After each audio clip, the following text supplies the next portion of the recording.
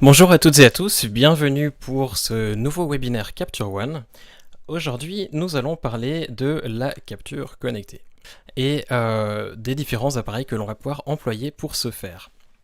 Dans les choses dont on va parler aujourd'hui, nous allons parler du matériel requis pour faire la connexion. Donc ça peut intégrer par exemple le câble USB, des choses qui pourraient vous éviter que ça se déconnecte, des choses qui pourront vous permettre de shooter peut-être un petit peu plus loin de votre ordinateur. On va aussi aborder donc les appareils que l'on va pouvoir employer ainsi que les problèmes éventuels que vous pourriez avoir qui feraient que ça ne fonctionnerait pas. Nous allons aussi aborder le sujet des sessions. On avait déjà parlé des catalogues dans un précédent webinaire. Et les catalogues permettent en fait de travailler en mode connecté, mais les sessions ont été développées exprès pour le mode connecté. Ainsi, on verra donc l'utilité des sessions, on verra aussi la différence avec les catalogues, que ce soit en règle générale ou simplement pour la partie connectée. On parlera dans les sessions un petit peu plus en détail des favoris. Favoris, c'est peut-être quelque chose dont vous n'avez pas l'habitude si vous n'avez jamais travaillé avec le mode connecté, ou peut-être simplement quelque chose qui changera un petit peu si vous employez les catalogues. On abordera aussi par rapport aux sessions les modèles de sessions qui là encore n'ont peut-être pas grand sens si vous ne travaillez pas en mode connecté, mais qui aujourd'hui nous seront plutôt utiles. Enfin, quand on aura vu tout ça, on va parler un petit peu de comment employer finalement le mode connecté sur un shooting. Donc ça, on parlera par exemple d'utilisation sur 2 écrans. C'est une question qui m'avait été posée lors du précédent webinaire. On va voir un petit peu plus aujourd'hui comment on pourra l'utiliser. On va aussi parler un petit peu des réglages de la capture, parce qu'on va voir qu'on va pouvoir faire passablement de choses depuis Capture One sur notre appareil, sans forcément avoir besoin de toucher notre appareil. Et pour des personnes qui font de la photo de produit, ça s'avérera plutôt très utile. Et enfin, on parlera de l'export des fichiers. Parce que finalement, après avoir fait les photos, ça pourra être plutôt utile de pouvoir exporter nos fichiers pour les envoyer à un retoucheur, à nos clients, ou simplement pour pouvoir les travailler dans un autre logiciel. Pour ceux qui n'auraient pas été avec nous lors des précédents webinaires, je m'appelle Quentin Descaillets, je suis photographe et retoucheur. Vous pouvez retrouver mon travail sur l'adresse qui est actuellement sur votre écran.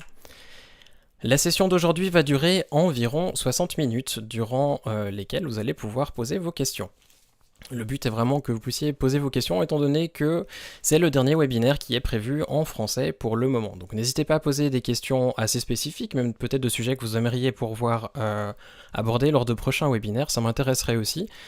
Et si vous avez des questions par rapport à ce que l'on va voir aujourd'hui, n'hésitez surtout pas, et ainsi j'essaierai d'y répondre tout au long. Bien entendu que je ne suis pas du support technique de Phase One, donc s'il devait y avoir des questions un petit peu plus spécifiques, j'essaierai aussi de me renseigner auprès du support technique, donc n'hésitez pas non plus à nous contacter via l'adresse qui s'affichera dans le mail de suivi, si vous deviez avoir des questions un petit peu plus pointues auxquelles je ne saurais pas répondre aujourd'hui. Pour poser les questions, vous avez un petit panneau qui se trouve à droite. Sur les appareils mobiles, vous devriez avoir un petit point d'interrogation au bas de l'écran. Je vous propose que l'on commence sans plus attendre, ainsi plus vite on commencera la partie un petit peu plus théorique et plus vite on se retrouvera dans Capture One. Je vais commencer aujourd'hui en allant sur le site de Phase One, simplement pour vous montrer où trouver les appareils qui sont compatibles pour le mode connecté. Comme je vous l'ai dit, il y a passablement d'appareils qui fonctionnent, mais tous ne fonctionnent pas.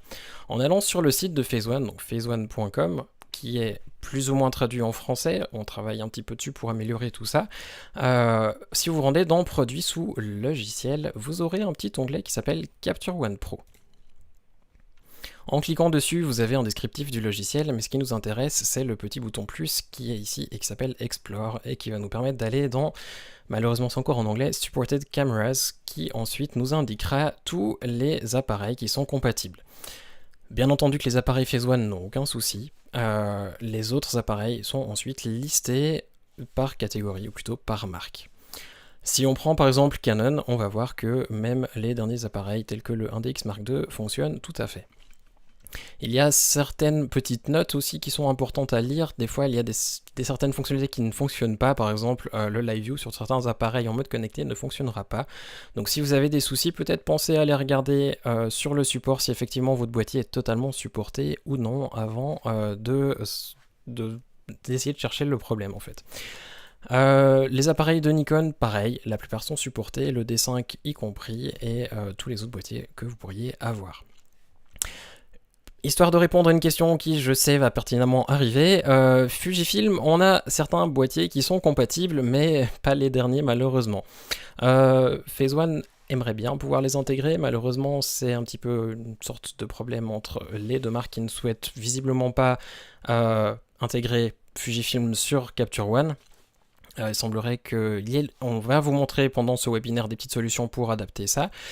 Mais pour le moment, malheureusement, c'est pas possible de travailler en mode connecté, étant donné que certaines informations qui seraient nécessaires pour l'intégration ne sont pas disponibles.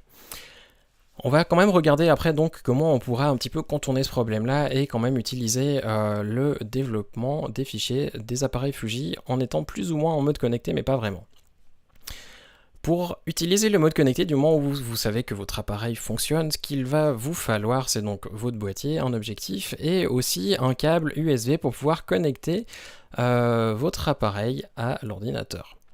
Un conseil que je peux vous donner, c'est peut-être d'avoir un câble qui vaut ce qu'il vaut, on va dire. Les câbles qui sont délivrés généralement avec les appareils ne sont pas géniaux.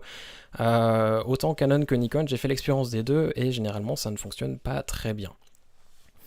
Si vous deviez avoir des soucis, n'hésitez pas à essayer les câbles de chez Tether Tools. C'est les câbles que j'ai fini par utiliser et avec lesquels je n'ai jamais eu aucun souci. A noter aussi qu'ils ont certains petits accessoires qui pourront vous faciliter un petit peu la vie de tous les jours si vous deviez shooter très régulièrement en mode connecté. N'hésitez pas à regarder par exemple leurs jerk stoppers qui vous éviteront peut-être d'avoir la prise USB arrachée de votre boîtier si vous deviez vous prendre les pieds. A noter que c'est une des réparations les plus courantes, en tout cas chez Nikon, et que ça coûte relativement cher. Donc c'est peut-être un investissement qui vaudra la peine. Pareil pour les tables ou les prolongateurs, si vous deviez avoir le prolongateur qui est indiqué là par exemple, qui vous permettra d'avoir une portée un petit peu plus longue avec un peu moins de pertes en cours de connexion. Parce que souvent le problème avec les câbles USB, c'est la longueur. Si vous avez beaucoup de périphériques connectés à votre ordinateur, ça fonctionnera un petit peu moins bien. Donc pensez à avoir soit un prolongateur comme celui-ci qui aidera un petit peu, ou alors avoir un petit peu moins de périphériques connectés à votre ordinateur. Encore une petite chose, et on va ensuite se rendre sur les sessions, c'est ChronoSync. ChronoSync qui est un autre outil qui vous permettrait de synchroniser vos fichiers directement sur un disque dur externe. Je préfère en parler avant qu'on attaque, parce qu'en fait, c'est une question qui revient presque toujours, on va dire. ChronoSync va vous permettre un petit peu à la même manière que Time Machine de faire une synchronisation des fichiers qui se trouvent sur votre ordinateur sur un disque externe. L'utilité, c'est qu'en shootant avec Capture One en mode connecté, pour des questions de performance, les photos ne sont enregistrées que sur votre ordinateur. Et ça, c'est quelque chose qui est important à retenir, c'est que sur votre carte mémoire, il n'y aura strictement rien, à part les éventuelles photos qui n'auraient pas passé parce que peut-être vous avez votre appareil, votre ordinateur qui a passé en mode de veille ou quelque chose comme ça. Ainsi, si vous avez vos fichiers que sur l'ordinateur et que vous avez un shooting commercial à faire qui est important, ça peut être une bonne idée d'avoir une sauvegarde en quelque part. Et ainsi un logiciel comme ChronoSync, ou si vous paramétrez bien Time Machine, vous pouvez éventuellement travailler avec aussi. Ainsi vous pourrez faire une copie sur un disque dur externe en même temps que vous travaillez. Je vous propose que l'on quitte un petit peu Safari et qu'on se rende dans Capture One afin de parler un petit peu plus du sujet en soi. Je vois déjà que des questions arrivent. J'aimerais avoir un petit détail sur les appareils photo qui se connectent sur Phase One, cependant j'aimerais savoir si les boîtiers Hasselblad peuvent se connecter sur Capture One. Alors, Hasselblad, question un petit peu particulière dans le sens où les boîtiers Hasselblad, oui, mais les dos numériques Hasselblad, non. Donc on peut shooter avec un dos Phase One ou Mamiya Leaf sur un boîtier Hasselblad, ça fonctionnera sans problème. Par contre, un dos numérique Hasselblad ne fonctionnera pas avec Capture One. On va dire un petit peu pour des raisons évidentes, de la même manière que l'on ne peut pas employer un logiciel de Canon pour shooter avec du Nikon. Continuons donc. Dans Capture One, j'ai déjà une session qui est créée. Ce que je vous propose peut-être, c'est que j'en fasse une nouvelle, afin que vous puissiez voir exactement ce que c'est une session par rapport à un catalogue. Je vais donc faire nouvelle session, et ici on a une petite fenêtre qui s'ouvre. Dans cette fenêtre, on a différentes options qui nous sont proposées. On a un nom qui va simplement être le nom de notre session, on peut l'appeler comme on le souhaite. Je vais pour le moment placer sur le bureau. Et donc, ce que je viens de faire, c'est simplement choisir l'emplacement de notre session. Ce que je vais donner comme nom, simplement webinaire connecté, et ainsi je saurai de quoi il s'agit. Le modèle, je vais le laisser vierge pour le moment, on va en parler un petit peu après. Et ici, tout le reste, on ne va pas y toucher. Le premier dossier donc, correspond au dossier dans lequel nos captures vont aller, donc les fichiers capturés lors de notre shooting. Les select correspondent aux fichiers sélectionnés que l'on va pouvoir déplacer du dossier capture. Le output correspond à la sortie, donc les fichiers exportés que l'on verra tout à la fin. Et le trash, les fichiers que l'on va supprimer. Si vous cochez ouvrir dans une nouvelle fenêtre, si vous avez déjà une session ou un catalogue ouvert, il va rester ouvert et notre nouvelle session s'ouvrira en plus. Je vais cliquer sur OK et on a donc une nouvelle session qui s'est ouverte. En faisant un petit clic droit sur l'icône qui se trouve au sommet à côté du nom de notre session, on va pouvoir retrouver en fait où on l'a créé. Et en cliquant sur le dossier juste en dessous, webinaire connecté, donc le nom de notre session, on va pouvoir accéder directement au dossier qui se trouve avec notre session. La session, en fait, c'est simplement un dossier, c'est celui-ci, webinaire connecté. Dans cette session, on a donc nos 4 dossiers dont on a parlé juste il y a quelques instants, et en plus de ça, un fichier qui est un co-session DB et qui correspond en fait, qui contient plutôt tous les réglages que l'on va appliquer à nos images, un petit peu au même titre que le catalogue finalement. Sauf que dans le catalogue, on pourrait aussi avoir nos images. Et c'est un peu là la différence. C'est que finalement, la session, si on déplace ce dossier ailleurs, on aura tous nos fichiers et tous nos réglages qui vont être déplacés. Un catalogue, on peut avoir nos fichiers un petit peu là où on le souhaite. Et c'est des fois un peu le problème, c'est que des fois on ne sait plus vraiment où ils sont. Et du coup, quand on veut déplacer un fichier ou déplacer notre catalogue, on déplace et on casse un petit peu tout. Il faut tout retrouver par la suite. Avec les sessions, on travaille une session pour un shooting et on déplace ensuite notre dossier quand il est achevé. On va maintenant se rendre donc dans le logiciel et on se retrouve donc ici avec ces 4 dossiers dont on a parlé et en dessous les favoris de session qui vont nous permettre de créer des dossiers supplémentaires. Mais ce que je vous propose avant de parler des favoris de session, on va se rendre dans l'outil connecté, donc capturer, qui est ce petit appareil et on va voir comment créer des images. Comme ça on va pouvoir faire quelques images que l'on pourra mettre dans les dossiers. On voit actuellement que j'ai un boîtier qui est connecté, c'est le D810 qui apparaît ici sous appareil. Je vais le mettre au centre de l'écran, comme ça on verra un petit peu mieux. A noter que tous les outils, vous pouvez les déplacer librement comme ça, et ça peut être pratique si vous voulez par exemple fermer ce panneau en faisant Command T ou Ctrl T sur Windows, et ainsi vous gardez uniquement ce qui vous est nécessaire. On voit donc que j'ai un icône D810, aucune info objectif, c'est un objectif qui est un Sigma macro et du coup il n'est pas reconnu, certains Sigma ne sont pas forcément reconnus. On a en dessous tous les réglages qui sont actuellement sur l'appareil. Le A pour priorité ouverture, la vitesse, l'ajustement de l'exposition, ISO 64 et f4.5. Et maintenant si j'appuie sur ce bouton, normalement ça devrait me faire une photo. Et on voit qu'effectivement c'est le cas, ça fait une photo et elle met pas tellement de temps à charger. On a quelques options que l'on peut ajuster aussi dans ce panneau, c'est la balance des blancs et le type de fichier. En fait, chaque petit paramètre qui s'affiche en blanc, en cliquant dessus, on va pouvoir le changer. Si par exemple l'ouverture ne nous convient pas, en cliquant dessus, on va pouvoir la changer. Si par exemple la profondeur de champ est un peu trop fine pour ce genre de photo, on pourrait très bien la passer à F8 et refaire une photo. Et là, de nouveau, elle se recharge et la dernière qui a été faite s'affiche. Alors, je vais avouer que la lumière dans la pièce où je me situe est pas forcément géniale. En plus, à ISO 64, c'est pas forcément le top. Si vous voulez ajuster les réglages, vous pouvez donc tout faire depuis ce petit panneau-là. La balance des blancs, vous pouvez aussi la définir à l'aide de la pipette. Donc ça veut dire que normalement vous devriez vous rendre dans le petit outil de couleur et ensuite ajuster la balance des blancs, comme on en avait déjà parlé dans un précédent webinaire. Autre solution, la définir avec cette petite pipette là, et en cliquant sur l'image, vous allez pouvoir définir la balance des blancs que vous souhaitez. Et ainsi, elle est fixée. Si je refais une nouvelle photo, on va voir même qu'il va reprendre cette balance des blancs et ainsi l'appliquer sur notre nouvelle image. Forcément, mon sujet d'aujourd'hui va pas beaucoup bouger, donc si je fais des ajustements en toute logique, on n'a pas trop de problèmes. Mais croyez-moi, c'est une nouvelle photo. Vous pouvez regarder le nom au fond si jamais vous ne me croyez pas. Donc à chaque fois que je fais une nouvelle image, elles apparaissent ici dessous avec un nouveau chiffre à la fin.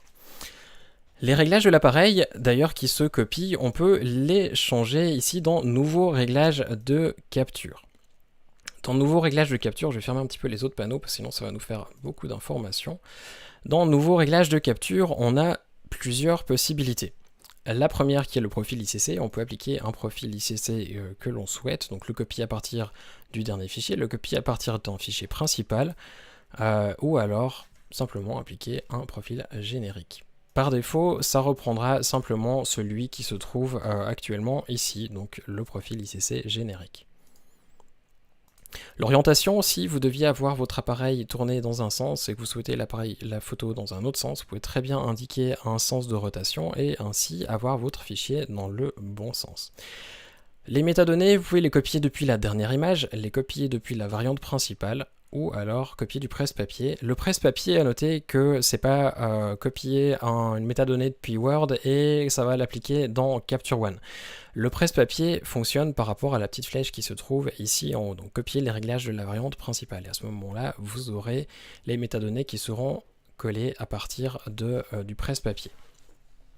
Copier les éléments spécifiques du dernier et en cliquant dessus, en fait, comme pour les éléments spécifiques du principal, ça va vous demander, à l'aide de cette petite fenêtre-là, quel réglage vous voulez simplement recoller sur la nouvelle image.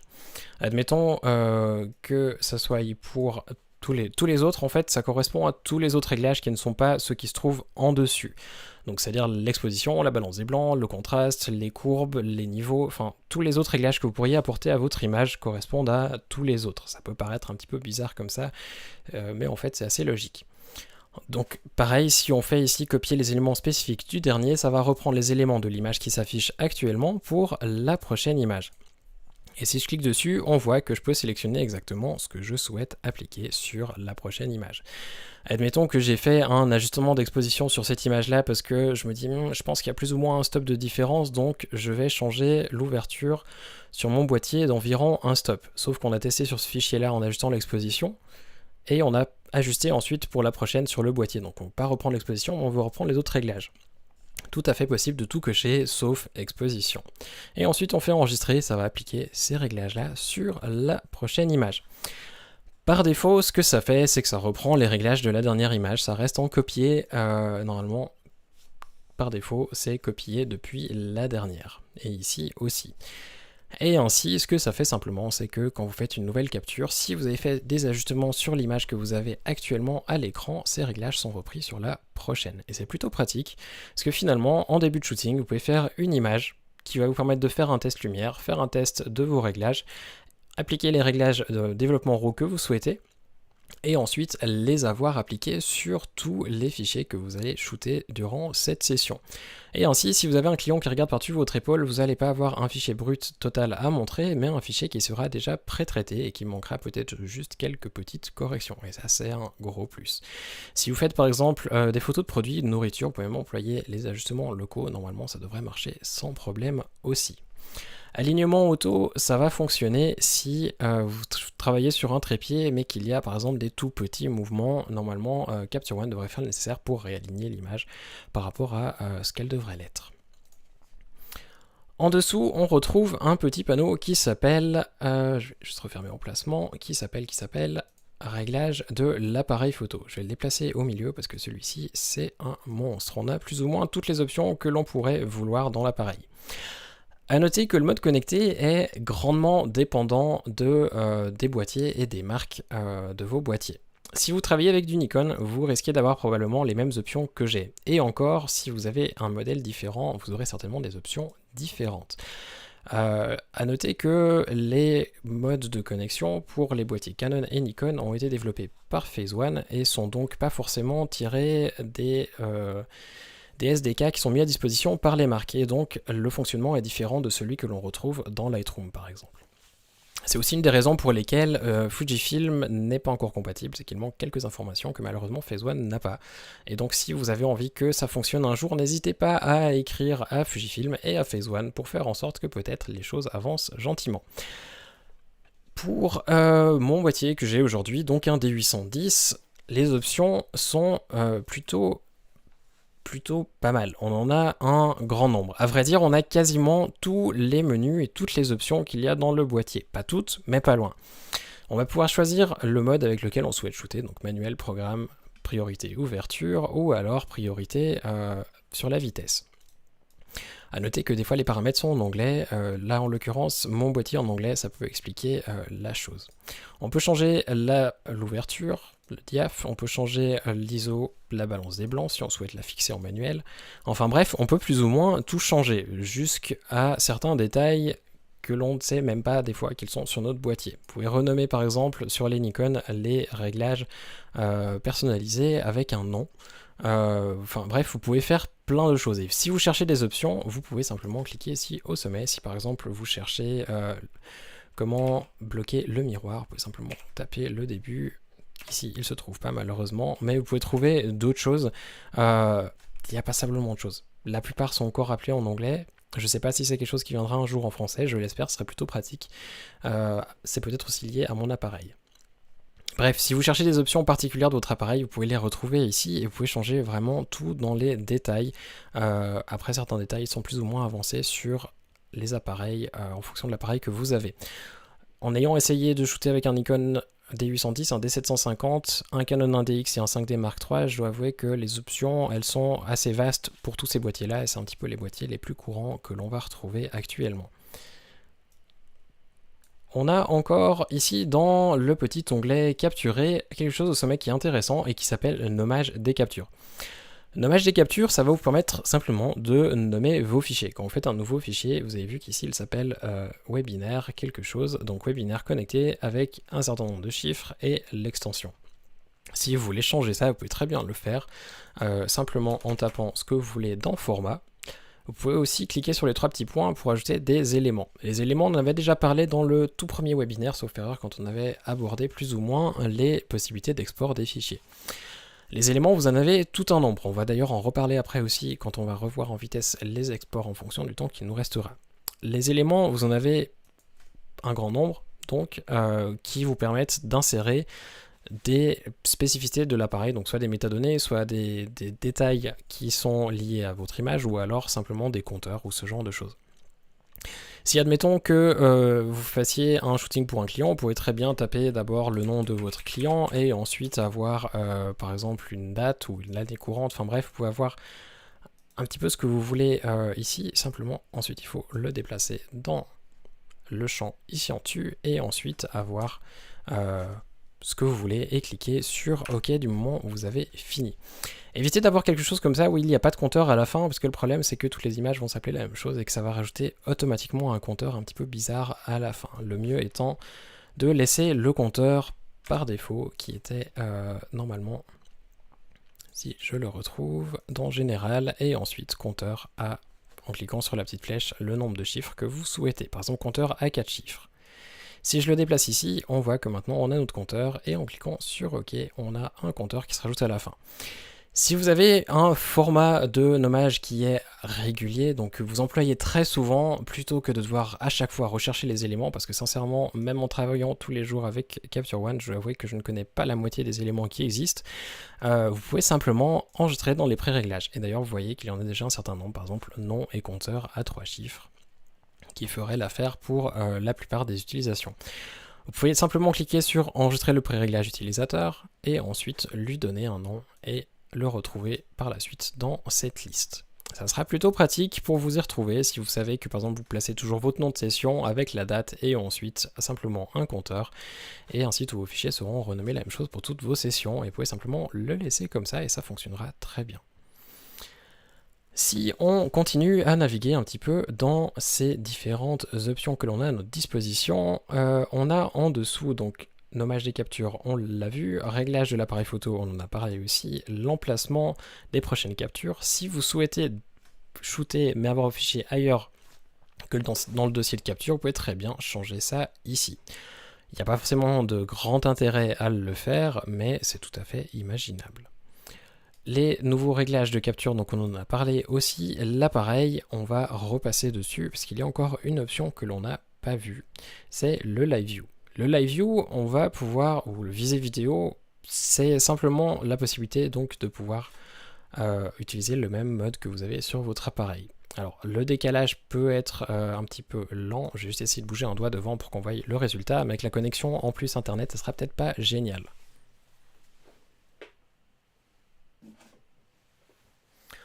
On voit qu'il y a quand même un petit peu de lag, même ici en direct, c'est pas toujours idéal du tout, comme ça passe en plus par USB, mais ça peut être pratique par exemple pour faire la mise au point.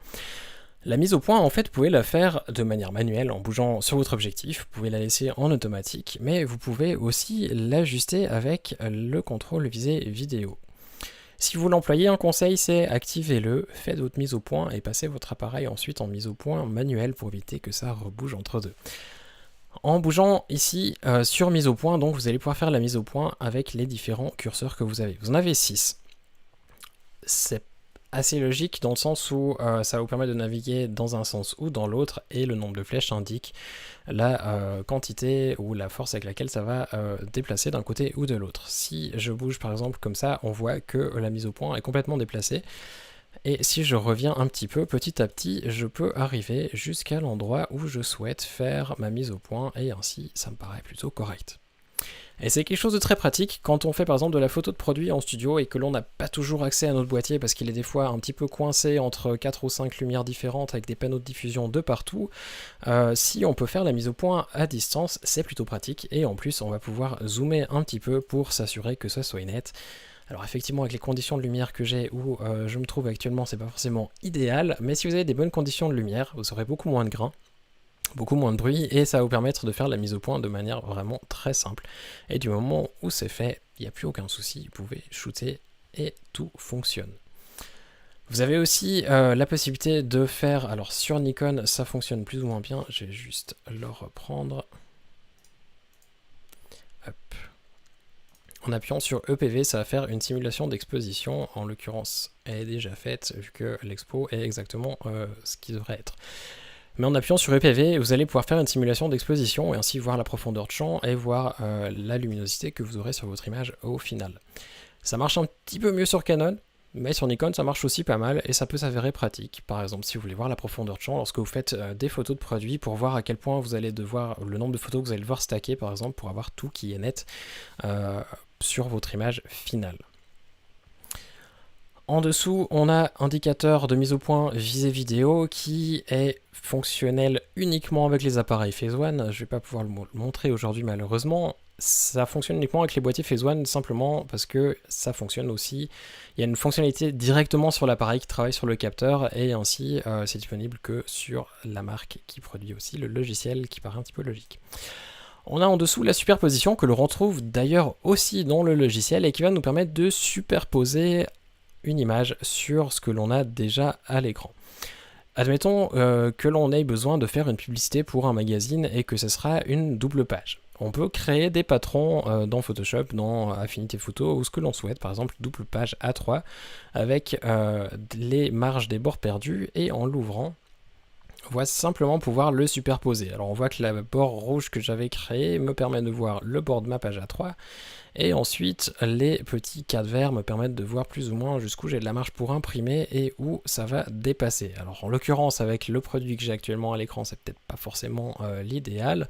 Maintenant, si vous faites par exemple un shooting en studio de mode et que vous avez besoin d'être sûr que vous n'êtes pas en train de couper les modèles de votre pied parce que le format sera un magazine pas A4 mais format US qui est un petit peu plus plat, ça peut être plutôt pratique de pouvoir le contrôler directement lors de la prise de vue plutôt que de se rendre compte par après que finalement il manque un petit bout de jambe à votre modèle.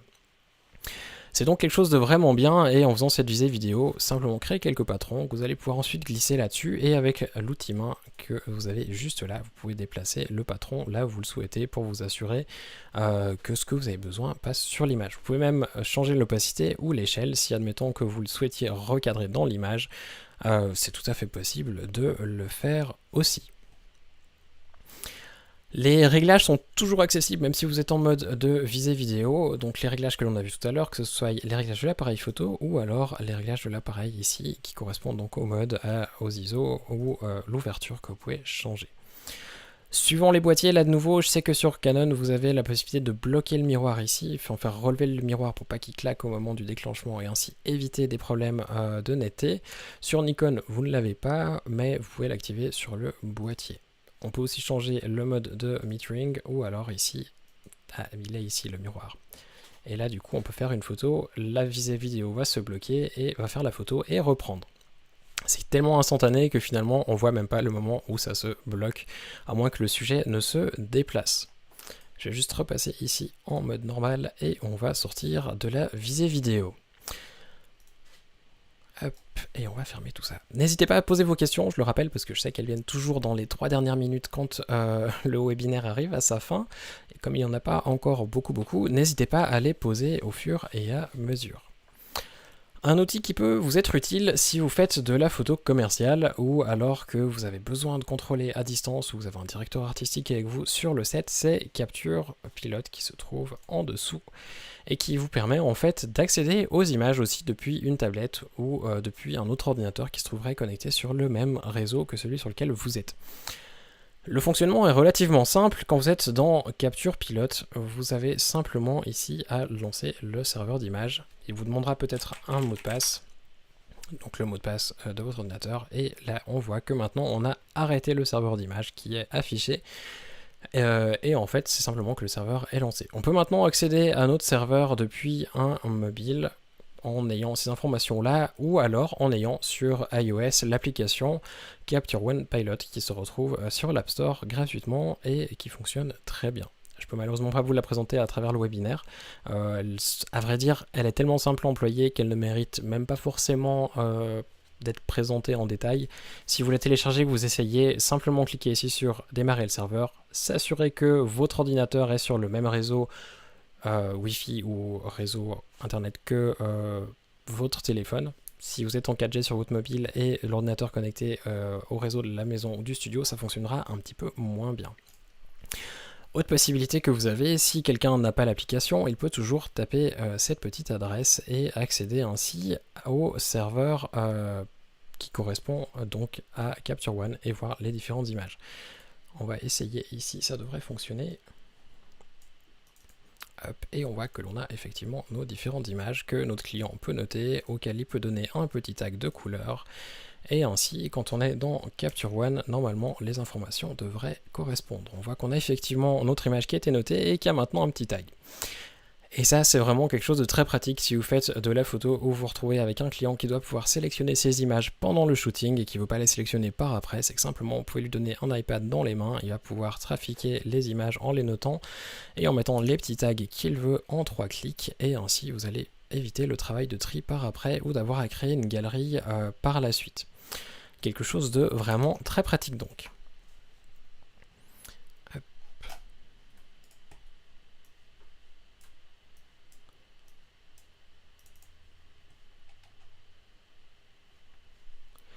Alors, hop, je vais juste désactiver le petit affichage que l'on a ici. Donc je vous disais qu'on avait aussi possibilité d'afficher la superposition, elle se retrouve dans le cadrage. Dans les options de composition, vous pouvez simplement désactiver la superposition en cliquant sur afficher, cliquer pour activer ou désactiver. Et là encore, les mêmes options que tout à l'heure, vous pouvez agrandir, diminuer la taille de votre superposition ou la changer. On va maintenant rendre un petit tour dans la bibliothèque. Dans la bibliothèque, on a donc les dossiers de session que l'on avait vus, qui sont différents de ce que vous avez dans votre catalogue. On a ensuite les albums de session, qui vont nous permettre par exemple de voir toutes les images qui se trouvent actuellement dans la session, ou alors uniquement les images qui sont notées, par exemple les 5 étoiles. Si vous souhaitez créer des nouveaux albums de session, vous pouvez le faire comme on l'avait vu aussi dans la gestion des catalogues lors du premier webinaire, en faisant un album soit intelligent, soit un album normal dans lequel vous déplacez vos images. Si vous créez un album, les images ne sont pas déplacées physiquement sur votre ordinateur, donc elles restent dans le dossier par exemple capture, mais par contre seront affichées dans l'album.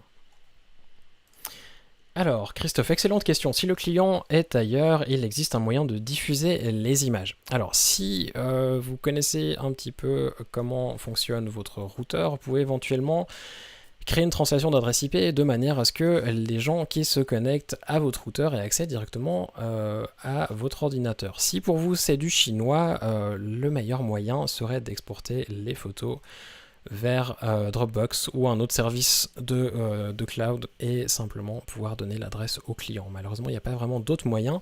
Le truc étant, c'est que ici, notre Capture Pilot va fonctionner avec l'adresse IP de l'ordinateur. Et si le client n'a pas moyen d'accéder à l'adresse IP de manière publique, ça sera un petit peu compliqué.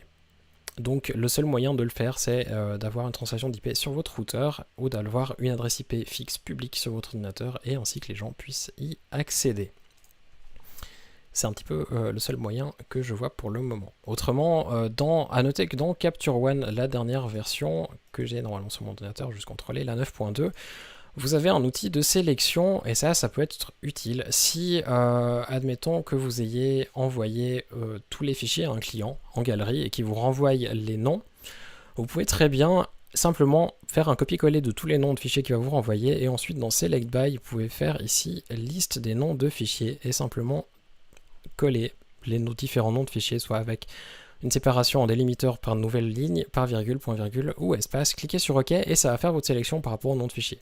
Ce qui permettrait de gagner un petit peu de temps, par exemple, par rapport à d'autres logiciels où vous devez retourner sélectionner à la main. Ça peut aider un petit peu si la possibilité d'accéder à l'adresse IP de manière publique ne fonctionne pas. Hop, du coup, on était ici dans les albums et les sessions. On a un autre petit outil qui s'appelle les favoris de session.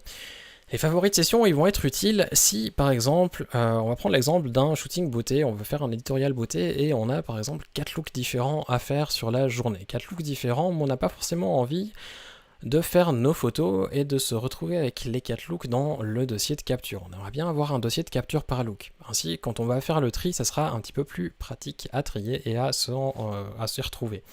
Alors, on pourrait créer des albums, mais on peut aussi créer des nouveaux dossiers de capture. Pour ce faire, on va se rendre dans notre petit dossier de capture qui se trouve juste ici. On va créer des nouveaux dossiers. On va en créer un qui va s'appeler look 1. On va en créer un deuxième qui va s'appeler look 2. Bien entendu, vous pouvez donner les noms que vous voulez. On va en créer encore un autre qui s'appelle look 3. Et enfin, on va en faire un qu'on va appeler simplement test lumière. Et ce que l'on va pouvoir faire maintenant, c'est faire simplement majuscule et clic sur le premier et le dernier pour sélectionner nos différents dossiers que l'on va déplacer dans favoris de session. Si vous avez la petite barre bleue, c'est que ça se déplace au bon endroit. Si vous n'avez pas la petite barre bleue qui s'affichait, c'est que ça ne va pas venir. On a maintenant donc look 1, look 2, look 3 et test lumière. Vous allez me dire, mais il ne s'affiche pas en dessous du dossier de capture. Et en fait, pour une très simple et bonne raison, c'est qu'on va pouvoir les définir en tant que dossier de capture. Le dossier de capture qui est affiché ici correspond à notre dossier de capture dans le Finder, mais on peut en définir un autre aussi. En faisant clic droit sur Look 1, on va pouvoir simplement lui dire définir en tant que dossier de capture. Alors regardez juste ici à droite de du petit cœur que l'on a tout au bout de la ligne, on devrait avoir quelque chose qui apparaît. On va lui dire oui, on veut accepter et le passer en dossier de capture. Et maintenant on a un petit appareil photo qui apparaît et qui nous dit que c'est notre nouveau dossier de capture. Et ainsi, si je fais sur mon clavier commande K, qui est en fait le raccourci clavier pour faire une capture sur notre appareil photo qui est connecté, on devrait avoir l'image qui apparaît dans ce dossier. Et on voit qu'ici il s'appelle webinaire connecté 006. Si je me rends dans le Finder, normalement dans Look 1, on devrait avoir ce même fichier. On va en refaire une autre parce que vous pourriez me dire oui mais il est aussi dans le dossier de capture ici, sauf qu'ici c'est avec 3 zéros. On va quand même en faire une autre qui sera ainsi la 7 et vous allez pouvoir voir qu'effectivement il est uniquement dans Look 1 et pas dans capture. Et ainsi on retrouve ici notre petit 007 qui est accessible directement. Et on voit aussi que les ajustements sont faits. Effectivement, on avait ajusté la balance des blancs tout à l'heure lorsqu'on avait fait une des photos, et on voit que l'aperçu du fichier RAW, la balance des blancs reste celle de l'appareil, et que donc nos réglages ne sont bien que dans la session. Si on veut créer un autre dossier, donc maintenant on a fini notre look 1, on veut passer au look 2, on va faire exactement pareil, définir en tant que dossier de capture, et le petit appareil photo se déplace simplement, et en faisant une nouvelle photo, commande K sur le clavier, ça va refaire exactement pareil. On a une nouvelle image qui se retrouve dans le Finder, dans Look 2. C'est aussi simple et bête et méchant que ça. S'il y avait encore le test lumière que l'on a créé et qui peut être plutôt utile. Test lumière, ce qui est bien de faire un dossier séparé, c'est que comme ça, vous avez vos tests lumière qui sont dans un dossier, ça vous évite d'avoir un petit peu, désolé du terme, mais un foutoir total à la fin de votre session avec tous les tests lumière qui traînent au milieu d'autres images que vous savez plus si c'est une photo finale ou pas. En ayant un dossier test lumière, ça va vous éviter d'avoir des photos qui traînent et qui ne devraient pas forcément être montrées à un client ou même à votre équipe. Test lumière, une chose que vous allez pouvoir faire pour éviter d'avoir trop de photos aussi là-dedans, c'est dans le petit menu appareil, vous avez un mode composition. Le mode composition, si je prends une image, donc commande K de nouveau sur mon clavier, ou si je préfère, je peux appuyer sur le petit appareil photo ici en haut, et ça va refaire une nouvelle image. On est maintenant, comme je l'ai mal fait, on est resté dans Look 2, donc on va le refaire dans test de lumière. Hop. On a notre image et on voit qu'on a des petites croix un petit peu partout. Les petites croix en fait correspondent simplement à un avertissement qui vous dit que cette photo ne va pas être conservée. La raison étant que c'est en mode composition, et que le mode composition vous permet de composer votre image, que ce soit des tests lumière ou que ce soit simplement la composition à proprement parler, à vous de voir. Mais quand vous faites ça, ce qui est assez bien, c'est que si vous refaites une nouvelle image, si je refais donc commande K, vous pouvez regarder au fond le 009 va rester 009. J'appuie sur commande K et on voit qu'effectivement ça refait une nouvelle photo, mais ça ne crée pas un nouveau fichier. Et ça c'est plutôt pratique parce que ça va éviter d'avoir 40 fichiers qui traînent alors que l'on fait uniquement des tests lumière. Donc vous faites votre mode composition, vous voyez qu'il y a les petites croix, vous faites vos différents tests lumière et du moment où vous avez fini vos tests lumière, vous retournez simplement dans Appareil et enlevez le mode composition. N'oubliez pas de l'enlever, sinon à la fin du shooting vous allez vous retrouver avec une seule et unique image. Ce serait un petit peu bête, surtout si c'est un gros shooting où le client vous paye assez cher. On a encore ici un petit dossier qui s'est rajouté et c'est le dossier de capture. Parce que le dossier de capture, on ne l'a pas glissé ici, mais comme on l'a enlevé de dossier de capture, il est venu se rajouter à la fin et ainsi si on souhaite le redéfinir en tant que dossier de capture, on peut le faire. Dans le dossier de capture, on a différentes images. Si vous voulez travailler dans la logique des sessions, vous allez pouvoir employer les autres dossiers. Maintenant que notre client a par exemple choisi cette image un petit peu sous-exposée parce qu'il aime bien ce look, on peut se dire ok, bah, il la veut, on va la traiter. Donc on peut prendre cette image et la déplacer dans le dossier de sélection. Dans le dossier de sélection, maintenant, on se retrouve avec notre image. Et si l'on va dans le Finder, on va voir qu'effectivement, elle ne se trouve plus dans Capture, mais elle se trouve bien dans Select, ici, avec des réglages dans le dossier Capture One. Et donc, ça nous permet de déplacer nos fichiers d'un endroit à un autre, et de même, si l'on a des images que l'on ne souhaite pas garder, par exemple la première, on se dit la balance des blancs de toute façon était ratée, on peut simplement faire commande et retour en arrière, ou contrôle retour en arrière, et ça va nous la mettre dans le dossier de corbeille. Si vous deviez avoir des avertissements lorsque vous faites ce genre de déplacement, n'hésitez pas à vous rendre dans Capture One sous Préférences ou Fichier Préférences si vous êtes sur Windows. Dans Avertissements, vous avez un certain nombre de petites alertes qui sont possibles d'activer ou désactiver. Par exemple, alerter lors du déplacement des images et des dossiers, vous pouvez tout à fait le désactiver. Si vous faites beaucoup de déplacements vers le dossier de sélection et qu'au bout d'un moment, vous avez un petit peu trop de demandes à chaque fois qui vous disent « Est-ce que vous voulez bien déplacer ce fichier ?» Vous pouvez donc simplement désactiver. Et lorsque vous faites des déplacements, ça vous évitera que Capture One vous indique « Êtes-vous sûr de vouloir déplacer ce dossier ?» Si vous travaillez sur un set où vous avez un assistant technique, une autre chose qui peut être utile à faire, c'est dans Fenêtre, vous avez Fenêtre principale. Si je vous le montre, vous n'allez pas voir grand chose étant donné que là vous ne voyez qu'un seul écran, mais on devrait avoir une deuxième fenêtre qui apparaît effectivement sur mon deuxième écran. Si je la déplace ici, on voit que l'on a en fait l'image en grand. Ce que ça vous permettrait de faire, et ensuite vous aussi cliquez ici pour changer le cadre si vous souhaitez le changer, Ce que ça vous permettrait de faire, c'est par exemple, vous voulez avoir un écran qui vous permette de contrôler l'image lorsque vous êtes en set et avoir votre assistant technique qui travaille sur l'ordinateur avec la photo comme on l'a ici actuellement, c'est tout à fait possible de faire ça. Vous pouvez aussi avoir ici simplement, à la place d'avoir l'affichage en grand, n'en avoir que les petits et d'avoir, lorsque vous retouchez, la photo en grand sur le deuxième écran et donc avoir autant de place que possible.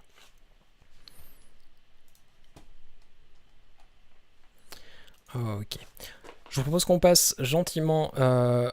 On va voir encore une dernière chose avec les favoris avant que je l'oublie. Et après, on va passer gentiment à l'export. Il nous reste environ un petit quart d'heure. Si vous avez des questions, n'hésitez vraiment pas. Je sens venir qu'elles vont venir comme à chaque fois 3 minutes avant la fin et qu'on n'aura malheureusement pas le temps. Étant donné qu'il n'y a pas d'autres webinaires pour le moment en français qui sont prévus, profitez-en. Je répondrai volontiers à toutes vos questions.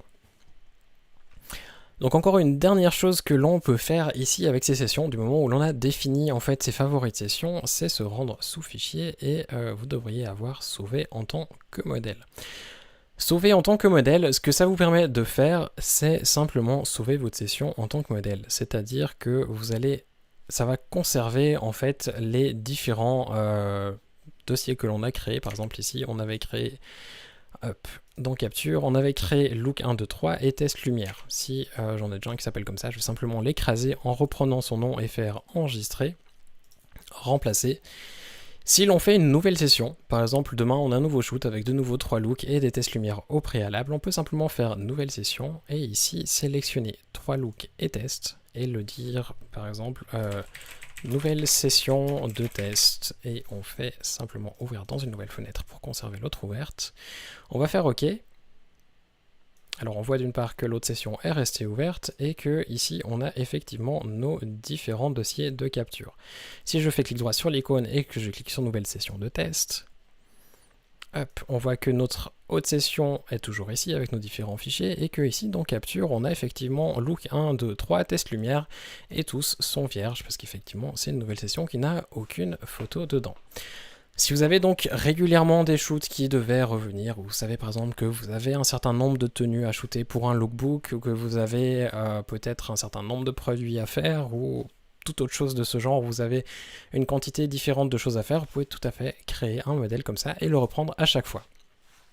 Et on va voir maintenant au travers des exports que l'on va en fait pouvoir exporter tous les dossiers qui se trouvent ici. Même si les fichiers ne se trouvent pas dans Capture, on va pouvoir les récupérer aussi au moment de l'export. Alors, pour répondre à vos questions, comment travaillez-vous sur un ordi fixe et un portable? Alors, ce qui est possible de faire si vous travaillez sur 2 ordinateurs en même temps, d'une part, les licences de Capture One sont valables pour 3 postes, donc si vous avez 3 ordinateurs, vous travaillez dessus sans problème. En plus de ça, les sessions, l'avantage par rapport au catalogue, c'est que vous pouvez déplacer simplement le dossier par exemple sur un disque dur externe et travailler depuis votre disque dur externe. S'il est un petit peu lent, simplement le déplacer sur votre ordinateur fixe au moment où vous travaillez, le redéplacer sur le disque externe et ça fera l'affaire. Autre possibilité, ce serait simplement d'avoir la session sur un Dropbox et de pouvoir la copier-coller à chaque fois en local, que ça fasse la synchronisation.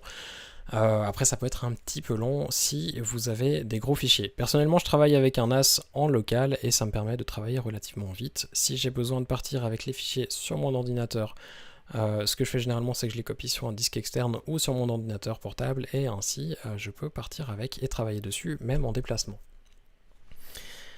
Alors Françoise, pour répondre à votre question, je travaille avec une session unique. Est-ce que c'est bien ou non? C'est pas forcément mal, c'est pas forcément bien non plus. On va dire que c'est pas forcément fait pour. Les sessions, l'avantage c'est qu'on peut les déplacer, faire une session par shoot et les déplacer, et ainsi on s'évite de trop charger la session et que ça se ralentisse à force de travailler dessus. Les catalogues sont un petit peu plus pensés dans ce sens-là en termes d'architecture. Maintenant, vous pouvez très bien travailler comme ça si ça va pour vous. La session est vraiment pensée par rapport au shooting connecté dans le sens où on a ce dossier de capture, un dossier de sélection pour déplacer les fichiers qui ont été capturés et que l'on souhaite traiter, et enfin le dossier de traitement dans lequel on va exporter les fichiers que l'on veut traiter. Maintenant, c'est une question d'habitude, c'est vrai que c'est la logique Phase One, logique que personnellement j'aime bien. Maintenant, c'est vrai que chacun a la sienne et que le plus important est de trouver un système qui fonctionne pour vous. Dans les réglages pour l'export, on en avait déjà parlé, on va pas forcément trop tout revoir en détail, mais je voulais juste revenir sur certains détails. On avait vu donc que l'on avait ici les pré-réglages de traitement qui sont en fait des réglages que l'on a soit enregistrés, soit des réglages qui sont déjà créés par Phase One. En l'occurrence, le dernier Export Photoshop, c'était un pré-réglage que l'on avait créé lors d'un précédent webinaire. Je vais juste revenir sur l'autre session pour avoir des fichiers à travailler, ce sera un petit peu mieux. On a donc nos exports Photoshop ici que l'on avait déjà créés, et on peut en créer des nouveaux à l'aide de paramètres de traitement qui se trouvent juste en dessous. Si on crée un nouveau, on peut simplement cliquer sur plus, lui donner un nom, on va simplement l'appeler export JPEG, et ainsi on a notre export qui est, notre pré-réglage qui est existant. En allant dans format, on peut choisir le format de fichier que l'on veut. Si par exemple c'est pour du proofing, un conseil, enfin les épreuves, choisissez Quick Proof, c'est beaucoup plus rapide à l'export que du JPEG normal, et ainsi vous gagnerez un petit peu de temps. La perte en qualité est vraiment minime, surtout que pour de l'épreuve, on n'a pas forcément besoin d'avoir une grande qualité. On va le passer en 72 pixels, comme on va faire du proof pour le web. Le fichier que l'on souhaite exporter, on peut tout à fait lui dire que l'on veut le placer dans un dossier spécifique. Admettons que l'on ait par exemple envie de le placer dans les différents dossiers. Si par exemple vous exportez des fichiers TIFF, vous exportez des fichiers JPEG, une habitude à prendre, c'est éventuellement de les placer dans les éléments généraux, et ensuite vous devriez avoir nom du paramètre. Le nom du paramètre correspond au nom du pré-réglage de traitement qui se trouve ici. Ainsi, si je vais exporter maintenant en ayant ça actif, ça va exporter dans un dossier qui s'appelle export JPEG, et ainsi je saurai exactement de quoi il s'agit.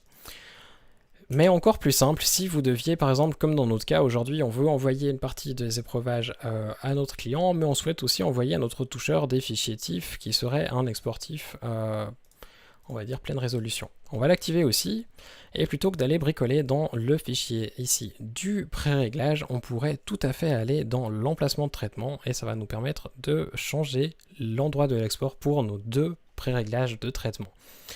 Ça, c'est une différence que souvent on a un petit peu de la peine à faire parce qu'on a les mêmes options finalement ici et là presque. On a un sous-dossier, on a un emplacement où on va stocker nos fichiers et c'est des fois pas très clair. La partie fichier correspond à au pré-réglage qui est actuellement actif, donc là, l'export Photoshop.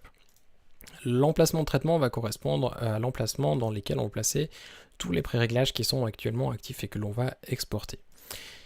Ici donc on pourrait très bien dire on va placer donc général et prendre nom du paramètre, et ainsi on a notre petit nom du paramètre. Une autre chose que l'on pourrait avoir, c'est simplement l'arborescence de session qui va nous permettre ensuite de récupérer donc les différents dossiers que l'on avait. Si admettons que l'on a ici nos différents looks, on pourrait très bien recréer cette arborescence-là en utilisant l'arborescence de session. Maintenant, je dois avouer que je pense que là, il y a un petit bug au niveau de la traduction parce qu'il est à double. On va essayer de le placer et on va voir si ça marche effectivement ou non. Hop, et on a ici, on va placer un petit slash, comme ça, ça va nous placer dans le bon répertoire. Je vais juste essayer de mettre l'autre pour voir si ça fonctionne mieux.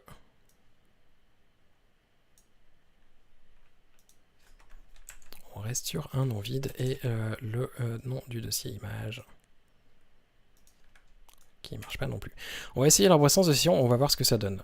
Hop, je suis en train de retraduire certains paramètres dans Capture One et du coup j'espère que ça sera un petit peu gentiment mieux certaines traductions qui parfois sont malheureusement pas forcément pratique. Ayant l'habitude de travailler sur la version anglaise, je dois avouer que quand on passe en français, c'est des fois un petit peu bizarre, et donc si on arrive à avoir quelque chose d'un petit peu mieux prochainement, ça sera vraiment agréable. On va cliquer, on va revenir ici sur le dossier de capture, et on va simplement cliquer sur toutes les images, ainsi on va récupérer celles qui se trouvent aussi dans les sous-dossiers. Parce qu'en étant sur le dossier de capture, on n'a que les images qui se trouvent dans le dossier de capture et pas dans toutes. On va cliquer donc sur toutes les images, les sélectionner, et ici on retourne dans notre petit truc d'export. On va cliquer sur traiter, ça risque de pas forcément être très rapide avec le webinaire qui s'enregistre, et en plus des fichiers TIFF pleine résolution, mais on va quand même essayer. On va faire traiter, et on va se rendre gentiment dans Output, qui nous crée effectivement pas l'arborescence. Et là, malheureusement, je sais qu'il y a un paramètre, je le connais en anglais, je vais essayer de le retrouver et je vais demander qu'il soit indiqué dans le mail qui sera le suivi, parce qu'effectivement là on voit qu'il nous le met pour certains mais pas pour tous, et c'est un petit peu bizarre. On a l'export JPEG qui vient ici, et on a notre export du TIFF qui vient ici. Et donc on a les deux qui sont séparés, on sait lequel envoyer à notre client, et on sait lequel envoyer à notre retoucheur, et c'est donc plutôt pratique. Alors Christian, est-il possible de faire un export dans 2 dossiers différents avec un seul pré-réglage? On peut faire 2 exports différents, oui, dans le sens où on va pouvoir faire des pré-réglages de traitement différents. Maintenant, je dois avouer qu'en termes de ressources qui seront utilisées par l'ordinateur, ça serait peut-être un petit peu plus malin de faire un export et ensuite de faire un copier-coller sur un deuxième dossier pour avoir le fichier qui collait. Sinon, le Capture One va refaire une génération des aperçus et des réglages sur le fichier RAW pour les traiter et les exporter, et ça va être un petit peu plus long que de simplement faire un copier-coller. À mon avis, le copier-coller sera un petit peu plus pratique. Maintenant, si c'est question de pouvoir laisser tourner l'ordinateur pendant la journée et ensuite de simplement pouvoir récupérer en fin de journée les fichiers traités, avec cet actif-là, ça serait pas forcément possible. Je dois avouer que je n'ai jamais essayé. Il faudrait essayer, à mon avis. Avec un catalogue, ça doit être faisable. Avec les sessions, j'ai un doute. Avec les catalogues, ça va pas forcément dans le dossier output. Par contre, avec les exports de sessions, ça va directement dans le dossier output. Et du coup, c'est à mon avis pas possible, sauf si on le copie-colle par la suite. Ce qui me fait penser d'ailleurs à une dernière chose par rapport aux sessions dont je ne vous ai pas parlé, mais qui peut s'avérer pratique pour certains qui, comme moi, aiment bricoler en vitesse une image. Des fois, on a un fichier que l'on a traité une fois et qui se trouve à quelque part, mais que l'on veut vite réafficher. On peut aller dans Bibliothèque, sous dossier système. On va avoir tous les dossiers de notre système. Par exemple, ici, sur la session active, dans le bureau, je dois avoir des images à quelque part. Par exemple, ici, et on voit que je peux y accéder. Et en appuyant sur commande ou CTRL Y, je peux afficher en grand ces images et faire les ajustements dessus. Et ça, c'est un autre avantage des sessions par rapport au catalogue, c'est que même si l'image n'est pas importée dans la session, vous allez quand même pouvoir la travailler. Et donc, même si vous avez des fichiers, par exemple, sur un disque dur externe, vous pouvez très bien les travailler, même s'ils ne sont pas dans votre session. Autre chose qui existe dans les sessions, j'ai un doute si c'est soit c'était en développement, soit c'est déjà dans la version 9.2. Je sais que c'est possible avec les sessions, mais pas avec les catalogues, du moins pas ma connaissance pour le moment. C'est la possibilité, à la place d'employer, si par exemple vous avez une image qui devrait passer par un retoucheur, mais dont vous faites le traitement du fichier RAW face au client, vous pouvez très bien ici faire certains ajustements. Par exemple les saturer, on va récupérer un petit peu les hautes lumières, rajouter un petit peu de contraste, hop, et renlever la saturation. Traitement très rapidement fait au pif, et on va simplement pouvoir faire en fait une chose qui est si je le retrouve, hop, ici, compresser en EIP. La compression en EIP, ce que ça vous permet de faire en fait, c'est de créer un nouveau fichier RAW. Donc un fichier en fait qui englobe le CR2 ou le NEF ou le fichier RAW que vous avez avec les pré-réglages que vous avez appliqués dessus. Et ainsi, si je fais compresser comme ça et que hop, je l'affiche dans le Finder, on a un nouveau fichier EIP ici qui est notre fichier RAW que l'on vient d'ajuster. Mais dans le fichier EIP, on a aussi les réglages ici qui ont été faits. Et maintenant, si j'envoie ce fichier par exemple à mon retoucheur et que je lui dis ok, mon exposition a été réglée à -1 et c'est parce que j'ai envie de l'avoir comme ça à -1, lui va déjà l'avoir avec notre réglage qui a été effectué à -1, ou dans l'occurrence avec ces réglages-là, il sait exactement ce qu'il a besoin de traiter par rapport à nos attentes. Ça nous évitera par exemple d'envoyer une session complète pour un seul petit fichier RAW qui se baladerait dedans. Ça peut s'avérer pratique, par contre, comme je le dis, avec les catalogues, ça ne fonctionne pas ou pas encore. J'ai un doute si ça marche déjà avec la 9.2, je sais que c'est quelque chose qui est en développement, ça arrivera peut-être un jour, mais voilà. En tout cas, avec les sessions, c'est possible de le faire et ça peut être vraiment pratique si vous avez un seul fichier à envoyer, ou 2 ou 3, et que ce n'est pas des grosses sessions de 50 ou 100 fichiers à envoyer. Alors, est-il possible de grouper les pré-réglages pour n'activer qu'une seule checkbox pour faire plusieurs exports? Malheureusement pas. On ne peut pas faire de groupe, on ne peut pas dire par exemple activer tous les JPEG ou activer tous les TIFF ou activer pour un tel client. Ça serait par contre peut-être quelque chose d'assez malin. Je vais le proposer au service au support technique et on verra si peut-être c'est quelque chose qui peut être rajouté dans une prochaine version. A noter aussi par rapport à ça, si vous avez des idées d'amélioration, n'hésitez surtout pas et ne vous gênez surtout pas d'écrire à Phase One. Ils sont généralement très ouverts aux propositions et passablement de nouveautés qui arrivent dans chaque nouvelle version sont finalement des retours utilisateurs. L'idée étant vraiment de développer un logiciel pour les photographes, par les photographes, et donc d'avoir la meilleure version possible qui corresponde à chacun. N'hésitez donc pas à leur écrire si vous devez avoir des questions techniques ou alors si vous devez avoir des idées d'amélioration qui n'existent malheureusement pas. C'est tout pour aujourd'hui, on a rempli notre petite heure, j'espère que la session d'aujourd'hui vous aura été utile. Le webinaire d'aujourd'hui se retrouvera sur la chaîne Phase One, donc la chaîne YouTube de Phase One, probablement en début de semaine prochaine. Vous recevrez un mail de suivi avec le petit lien si vous souhaitez revoir ce que l'on a vu aujourd'hui. Je sais qu'une heure ça passe très vite et que des fois j'ai tendance à parler un petit peu vite pour essayer de placer autant de contenu que possible. Donc n'hésitez pas à revoir. Si vous devez avoir des questions, n'hésitez surtout pas à écrire à Phase One comme je vous l'ai déjà dit. Et puis j'espère vous revoir tout bientôt pour de prochains webinaires. Passez une excellente soirée, à bientôt.